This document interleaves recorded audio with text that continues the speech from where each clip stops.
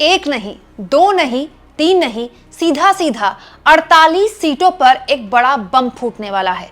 दोस्तों, देश में इस वक्त पूरा का पूरा जो पॉलिटिकल डायस्पोरा है, पॉलिटिकल डिस्कोर्स है, वो केवल इस बात पर टिका हुआ है कि राहुल गांधी ने जो फैक्ट्स देश के आगे रखे हैं उसको मतलब देश की जनता किस तरह से ले रही है। देखिए, सोशल मीडिया में तो पूरा बज़ है, सरकार इसको कैसे भी दबाने की कोशिश करे, लेकिन ये मुद्दा अब सोशल मीडिया के जरिए लोगों के फोन्स तक, लोगों के बेडरूम तक, लोगों के ड्राइंग रूम तक पहुंच गया है। देश में केवल इसी पर बात हो रही है।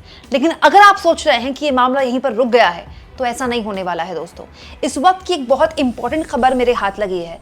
हालांकि ये खबर सूत्रों के हवाले से है दोस्तों, लेकिन कल से मेरे पास ये खबर थी, लेकिन मैं वेट कर रही थी कि थोड़ा सा मुझे और कंफर्म हो जाए खबर। लेकिन अब मेरे सूत्र मुझे बता रहे हैं कि 1 नहीं, 2 नहीं, 10 नहीं, 15 नहीं, 20 नहीं, 30 नहीं, 48 सीटें, जी हाँ 48 सीटों को लेकर राहुल गांधी बहुत बड़ा खुलासा करने वाले हैं।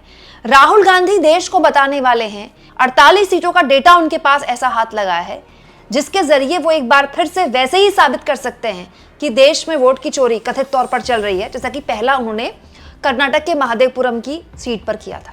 दोस्तों, ये मामला बहुत ज़्यादा सीरियस हो गया है, क्योंकि दोस्तों अब तक ये माना जा रहा था कि राहुल गांधी की मामला, ये जो पूरा सिलसिला है, एक ही प्रेस कॉन्फ्रेंस में रुक जाएगा। लेकिन अभी मैंने आपको एक दिन पहले खबर दिखाई थी, संसद भवन में राहुल गांधी मीडिया से बात कर रहे थे और बहुत ही कॉन्फिडेंट दिख रहे थे वो, और बहुत ही कॉन्फिडेंस से उन्होंने एक बात बोली थी कि पेशेंस रखिए, पिक्चर अभी बाकी है। याद है आपको? अभी पिक्चर बाकी है, अभी पिक्चर बाकी है। अब ऐसा समझ में आ रहा है कि पिक्चर दरअसल ये है जो पूरी बाकी है। मतलब इस देश में 48 सीटों का डेटा राहुल गांधी के पास है, तो चुनाव आयोग जिसने राहुल गांधी को डेटा दिया नहीं, तो राहुल गांधी के पास ये डेटा कहां से आया? ये भी हो सकता है दोस्तों कि डेटा ऑलरेडी राहुल गांधी की टीम ने मांगा हो और उनमें से अब इस डेटा को टुकड़ों टुकड़ों में लॉन्च किया जा रहा है। अभी जो सीट का केस स्टडी राहुल गांधी ने दी थी वो महादेवपुरम थी, राइट, कर्नाटक के बेंगलुरु की। अब ये जो 48 सीटें बताई गई हैं, जाहिर तौर पर ये सब कर्नाटक की तो होने नहीं वाली, ये देश के अलग अलग हिस्सों से होंगी। दोस्तों बीजेपी की बहुत शर्मनाक हार हुई है यूपी में, और बिहार में भी कोई क्लीन स्वीप नहीं किया है बीजेपी ने। वहां जेडीयू ने अच्छा परफॉर्म किया, लेकिन बीजेपी उस तरह का परफॉर्मेंस नहीं कर पाई। महाराष्ट्र में तो पूछिए मत, सबसे बड़ी पार्टी कांग्रेस बनकर उभरी थी लोकसभा चुनाव में। राजस्थान में भी जीती सीटें हार गई बीजेपी, कांग्रेस ने उससे सीटें छीन ली। पश्चिम बंगाल में भी ममता बनर्जी ने उससे सीटें छीन ली, उसकी जीती हुई 2019 में। उड़ीसा एक राज्य था दोस्तों, उड़ीसा, जिसकी सीटों की भरपाई हो पाई। अगर उड़ीसा में बीजेपी क्लीन स्वीप ना करती तो मोदी का पीएम बनना नामुमकिन हो जाता, लेकिन उड़ीसा की वजह से बीजेपी की टैली ऊपर चली गई। तो ये जो 48 सीटें हैं, क्या ये उन इलाकों में हो सकती हैं, या फिर उन इलाकों में हो सकती है जहां बड़ी मुश्किल से बीजेपी ने खाता खोला, जैसे केरला। दोस्तों, केरला की मात्र एक सीट जहां से बीजेपी चुनाव लड़ी, अब उसे लेकर भी तरह तरह की खबरें निकल कर आ रही हैं। सोशल मीडिया में एक महिला भी सामने आने लगी हैं जो ये बता रही हैं कि उनके नाम पर उनके अलावा भी कई और वोटर रजिस्टर्ड हैं, और ये सब ऑन रिकॉर्ड हो रहा है, टीवी में इनके इंटरव्यूज चल रहे हैं। तो क्या इस तरह की सीटें हो सकती हैं?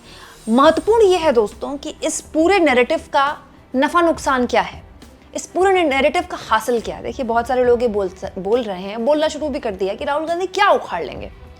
राहुल गांधी अगर ये साबित कर भी देते हैं कि देश में वोट चोरी हो रही है और लोग ये मान भी लेते हैं, तो क्या हो जाएगा? भाई, आप चुनाव का बहिष्कार कीजिए, फिर आप ऐसे चुनाव में हिस्सा क्यों लेते हैं? लेकिन दोस्तों, इसमें एक रिस्क है। चुनाव आयोग तो चुनाव आयोग ही है ना, चुनाव आयोग का कामकाज तो चुनाव आयोग करता रहेगा, चुनाव होते रहेंगे, और अगर विपक्ष बॉयकॉट भी कर देता है तो फिर तो बीजेपी के लिए जीत और भी आसान हो जाएगी। तो फिर विपक्ष क्या करे? दोस्तों, विपक्ष का काम जनता की अदालत लगाना है। मैं हमेशा से मानती हूँ कि देखिए, कोर्ट कचहरी, सुप्रीम कोर्ट जाए किसी मामले में, या हाई कोर्ट जाए, तो सबका अपना अधिकार है, जाना चाहिए। लेकिन इस तरह की लड़ाइयाँ कोर्ट्स में नहीं लड़ी जाती हैं, इस तरह की लड़ाइयाँ आंदोलन के जरिए लड़ी जाती हैं। अब राहुल गांधी ने इसको आंदोलन के जरिए एक तरह से खड़ा करने की कोशिश की है।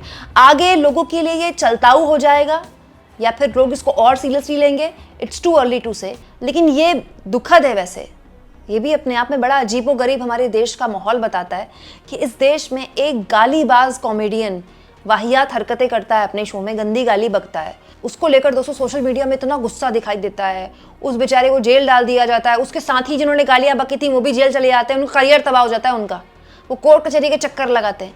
लेकिन विपक्ष इतने इंपॉर्टेंट मुद्दे को लेकर सड़क पर उतर रहा है, खुलासों पर खुलासा कर रहा है, और देश की जनता को क्या वाकई में इससे फर्क नहीं पड़ता? ये कहना भी बहुत जल्दबाजी होगी। देखिए दोस्तों, मैं आपको एक बात बताती हूँ, जो इस तरह के आंदोलन होता है ना, इसका सीधा असर कभी नहीं होता। अब जैसे अन्ना का आंदोलन हुआ था, अब मुझे पता है कि ये नाम सुनते ही आप में से बहुत सारे लोग चिढ़ जाते होंगे कि इस देश के आज़ाद भारत के इतिहास में जो सबसे बड़े फ्रॉड बनकर उभरे वो अन्ना थे। अन्ना की अगस्त क्रांति, अन्ना नहीं ये आंधी है, ये देश का दूसरा गांधी है। एक अजीबोगरीब भ्रष्टाचार विरोधी आंदोलन खड़ा किया गया और उसके इर्द गिर्द पूरी की पूरी डॉक्टर मनमोहन सिंह सरकार को भ्रष्ट घोषित किया गया। And end of the day उसका क्या हुआ? अन्ना चले गए अपने गांव, महाराष्ट्र में अपने पता नहीं कौन से गांव में, कहाँ वो भूख हड़ताल कर रहे हैं कि नहीं कर रहे हैं, लेकिन उसका फायदा किसको हुआ? केजरीवाल बन गए दिल्ली के मुख्यमंत्री, उनकी पार्टी खड़ी हो गई, किरण बेदी बीजेपी से राज्यपाल बनी है अभी। लेकिन इसका सबसे बड़ा पॉलिटिकल गेन मिला नरेंद्र मोदी को। कैसे? देश में एक माहौल बना कि ये जो सरकार है डॉक्टर मनमोहन सिंह की, ये महाभ्रष्ट सरकार है, इनको तो उखाड़ कर फेंकना पड़ेगा। और उस पॉलिटिकल नैरेटिव का सीधा फायदा नरेंद्र मोदी ने लिया। 2014 के बाद जो सबसे इंपॉर्टेंट मुद्दा था देश में, मुद्दे तो बहुत थे, लेकिन करप्शन था कि ये सरकार करप्ट है, मनमोहन सिंह की सरकार कमजोर सरकार है। तो अब दोस्तों, कांग्रेस पार्टी की कोशिश ये है, अपोजिशन की कोशिश ये है कि इस मुहिम को वैसे ही देश के आगे प्रेजेंट किया जाए। लेकिन इसमें एक प्रॉब्लम है। 2014 से पहले जब अन्ना की सो कॉल्ड अगस्त क्रांति हुई, तब देश की मीडिया विपक्ष के साथ खड़ी थी। अब जब राहुल गांधी अगस्त क्रांति कर रहे हैं, देश की मीडिया सरकार के तलवे चाटती, तलवे के नीचे भी अगर कुछ होता है तो वो चाटती होगी। तो ये एक बहुत बड़ा नुकसान है विपक्ष का। लेकिन फर्क ये भी है दोस्तों कि तब सोशल मीडिया नहीं था, अब सोशल मीडिया बहुत प्रभावी है और ये पूरा कैंपेन सोशल मीडिया के जरिए चलाया जा रहा है। अच्छा, किसान आंदोलन के खिलाफ भी मीडिया थी, इस लेवल पर खिलाफ थी कि किसानों ने अपने आंदोलन के बाहर लिख दिया था कि फलाना फलाना टीवी हमारे यहाँ अलाउड नहीं है। याद है ना आपको, न्यूज़ चैनल्स की तो वहाँ एंट्री बैन थी। लेकिन किसान आंदोलन सफल हुआ और मोदी को हाथ जोड़कर माफ़ी मांगनी पड़ी और 3 कृषि कानून वापस लेने पड़े। कैसे? सोशल मीडिया का ज़माना था, पूरा आंदोलन सोशल मीडिया पर खड़ा किया गया और सरकार को हाथ खींचने पड़े। तो ये सच्चाई है कि सोशल मीडिया के जरिए ही राहुल गांधी अब इस आंदोलन को खड़ा करते हैं। लेकिन दोस्तों देखिए, 48 सीटों का अगर खुलासा करते हैं राहुल गांधी, मतलब आप समझ लीजिए कि अगले 6 महीने देश में केवल यही मुद्दा चलेगा और हर खुलासे के साथ मोदी की राजनीतिक साख पर और बट्टा लगेगा। और इसके साथ साथ बट्टा लगेगा भारत की चुनावी व्यवस्था और चुनाव आयोग पर। दोस्तों, अब तक तो चुनाव आयोग चुप है, लेकिन कब तक चुप रहेगा? दोस्तों, जब तक चुनाव आयोग बिहार की डेट्स का अनाउंसमेंट करने के लिए प्रेस कॉन्फ्रेंस करेगा, तब तक शायद राहुल गांधी की 2-3 प्रेस कॉन्फ्रेंस हो जाएं इस मामले में 48 सीटों पर। तो फिर तो चुनाव आयोग को सवालों के जवाबों का पूरा गोथरा सेम फेस करना पड़ेगा। मतलब ये बड़ी अजीबोगरीब स्थिति है दोस्तों कि देश का विपक्ष वो काम कर रहा है जो देश की मीडिया को करना चाहिए। हालांकि देखिए, ये तो पॉलिटिकल पार्टी का काम है। मतलब अगर मोदी राजनीतिक तौर पर कमजोर होते हैं तो उसका फायदा राहुल गांधी को ही मिलेगा ना। तो राहुल गांधी अपनी राजनीति के लिए ही कर रहे हैं, कोई हम राहुल गांधी के स्पोक्स पर्सन तो है नहीं। लेकिन ये सच्चाई है कि देश का जो पूरा पॉलिटिकल डिस्कोर्स है, इसको बहुत हद तक बदलने में और इस पर एक अलग तरह का नैरेटिव सेट करने में राहुल गांधी कामयाब हुए हैं। अब आगे चलकर वो इसी आंदोलन को कैसे लोगों तक पहुंचाते हैं और बताते हैं कि पूरी की पूरी नरेंद्र मोदी की जीत ही फर्जी है, ये एक प्रश्न चिन्ह खड़ा कर देगा मोदी के पूरे पॉलिटिकल करियर में। इससे बड़ी अजीबोगरीब स्थिति उनके लिए कुछ नहीं होगी। आप इस मुद्दे पर क्या सोचते हैं? कमेंट बॉक्स में जरूर लिखें और जितना हो सके दोस्तों चैनल को शेयर भी करें, सब्सक्राइब करें और थैंक्स और ज्वाइन, ये 2 ऑप्शन है जिसके जरिए अगर आप चाहें तो आर्थिक तौर पर भी चैनल के हाथ मजबूत कर सकते हैं।